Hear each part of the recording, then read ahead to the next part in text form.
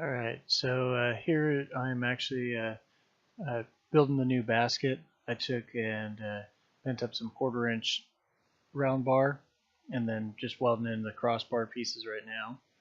I decided that the old basket wasn't going to be up to the task at all. Um, yeah, that's just 1/8 inch aluminum plate to provide the spacing for the air to travel through and keep the gap small enough where the pellets won't fall out.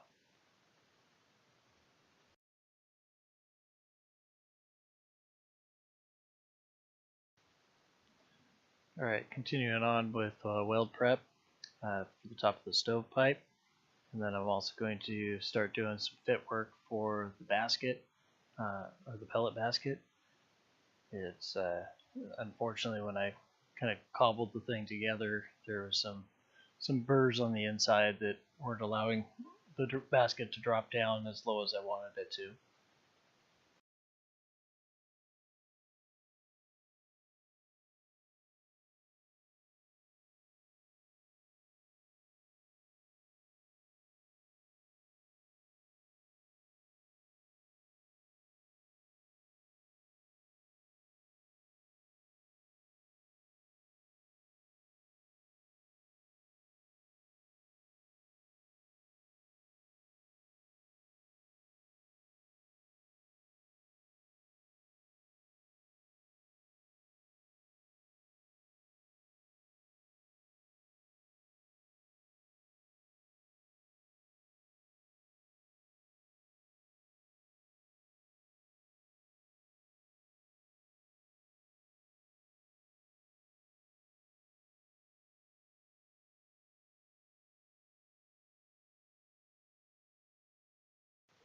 Now that I have the major fitment squared away, I'm trying to figure out how I was going to do the stop so that way it'll set the overall height.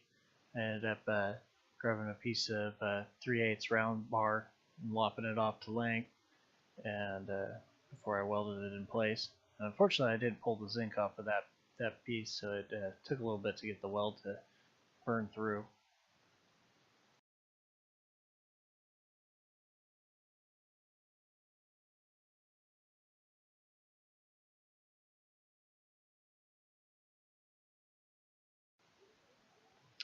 Now for this piece, I just tacked it, eyeballed the one direction, make sure it was pretty straight, and I couldn't get it to line up quite the way I wanted to, so I actually broke out a level. Uh, my shop floors has almost no slope to it by design, so it makes it a lot easier just to have set of a fabrication spot, and I was able to my eyeballing it on the one direction was close enough. I only had to scooch it the other direction a little ways to make it pretty much dead straight.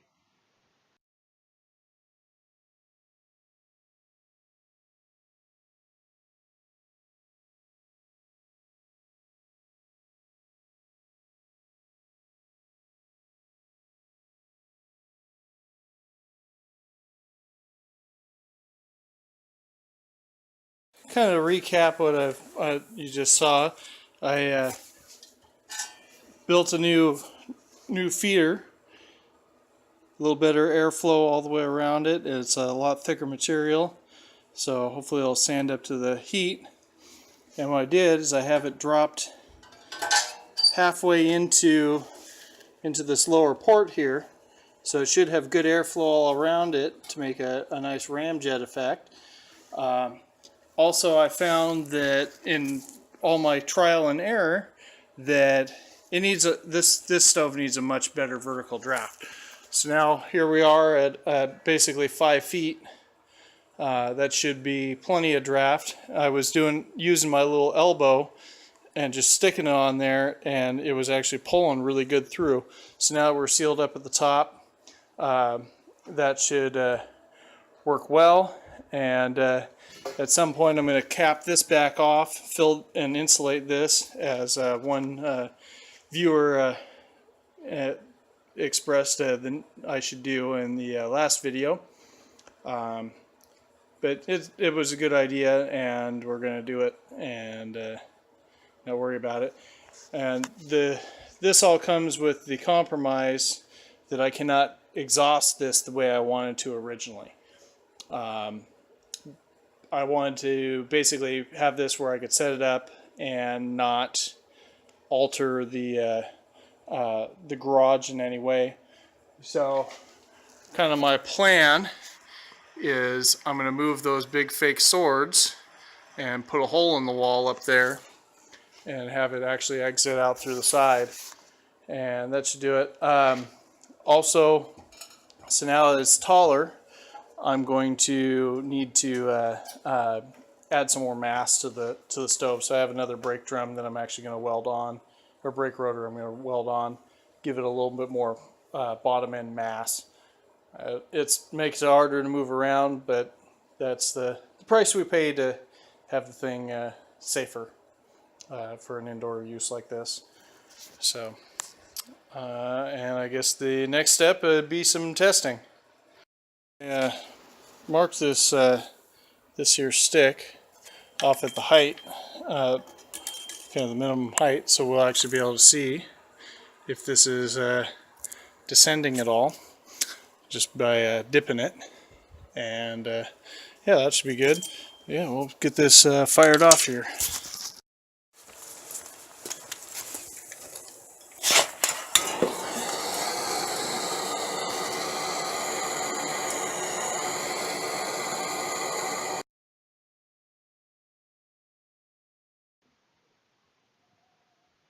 It actually took 2 tries getting this started. I got the first one, got it going, and it was sort of going, but it didn't have quite enough draft to make it work the way it should. It only took a few minutes to actually get going, but I finally ended up grabbing the little air dam from the previous burner assembly, which will come up in the photo shortly, and that allowed the air to flow through much nicer, much cleaner, and it actually was sustainable without the torch once I added that piece to it.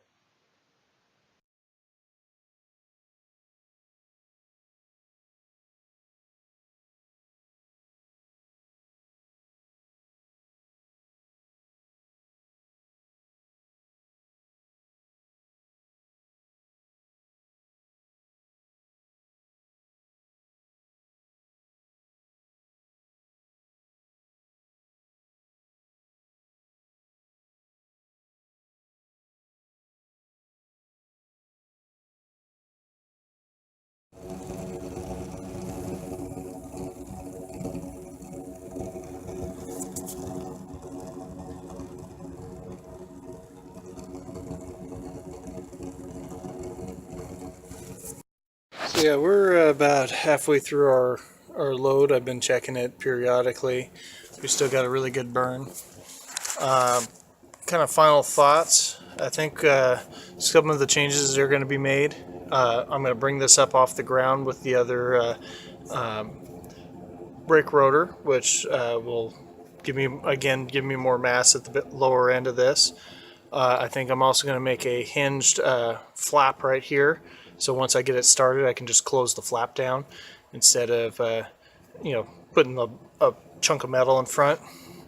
And also I think I'm going to put an apron of some form here in front of this, so any ash that falls out will stop and not run all over the ground, which is just a general safety thing.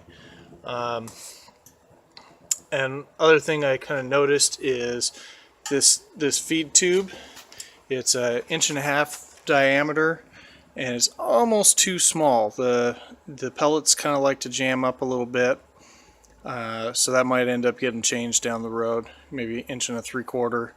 I don't think I need to go as big as the 2 inch that this is 2.25 inch pipe inside diameter. So yeah, I think that's kind of where we're at now. Unfortunately, I can't do an actual heat test on it because I don't have it plumbed in yet. But the important part is you can actually, like this section of the pipe up here, I can actually touch the end of it, and it's warm, but I can't touch that. So if I do an insulated piece of pipe over there, it should be able to pass through the wall without any issues. Probably wrap the inner pipe with fiberglass, and then do an outer wrap. And then yeah, it should be okay. And then since the piping I use is actually a standard EMT electrical conduit, I can just use these quick couplers to lock everything together. And even as soon as I got it going, it was drafting real nice, and it wasn't I didn't have any visible smoke coming out of this joint here. So that's a good plus. We'll you know, and my thought was, if there was going to be a problem, I'd just weld this upper edge, so that way it's always, I'd have to fight the flow of gravity to cause any problems. So